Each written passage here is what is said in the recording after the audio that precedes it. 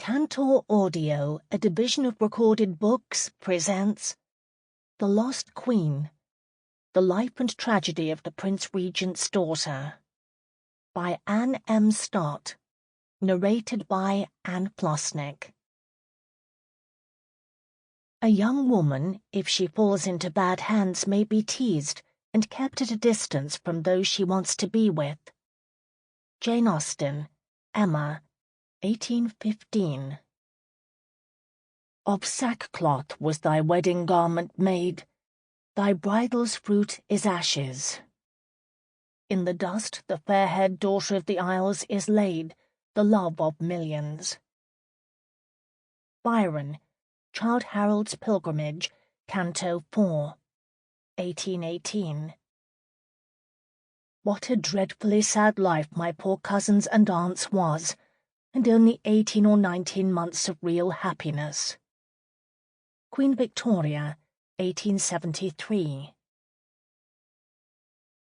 Preface. Most monarchs have to live with the awkward knowledge that they gained their thrones through the death of a predecessor, none more so than Queen Victoria. She owed her position and her very existence not merely to the predictable demise of an elderly uncle, but also to the unexpected death of a young cousin 20 years before.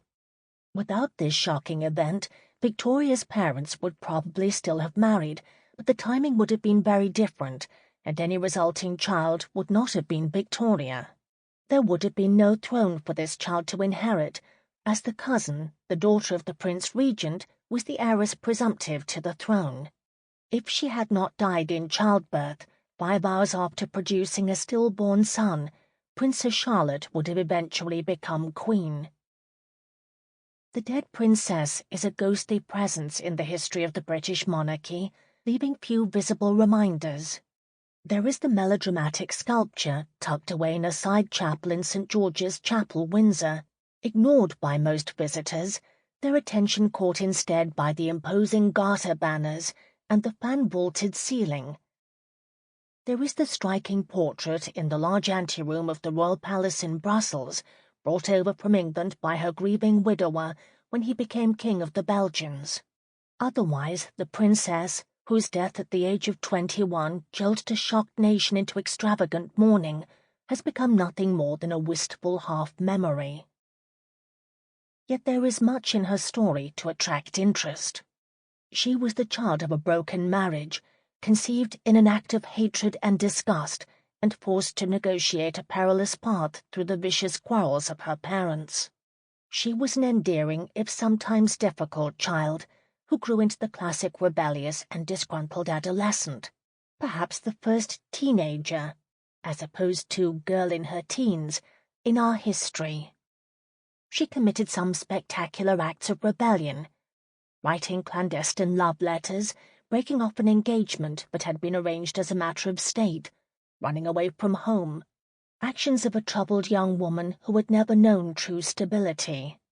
Then, in a turn of events that seemed too good to be true, she found her Prince Charming and settled down to live happily ever after, only to meet the fate of so many women of the time.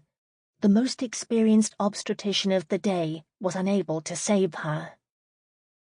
Between November 2018 and April 2019, the Queen's Gallery at Buckingham Palace hosted the exhibition Russia Art, Royalty and the Romanovs.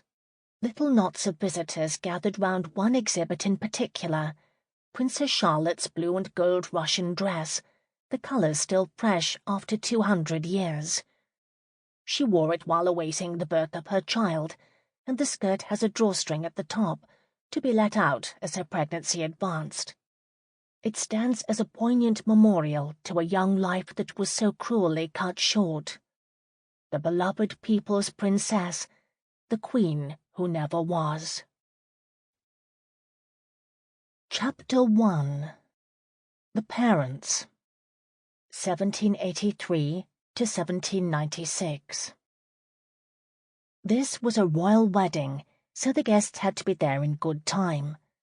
Lady Maria Stuart, the daughter of a former Prime Minister, was distinguished enough to claim entry to St. James's Palace. Sample complete. Ready to continue?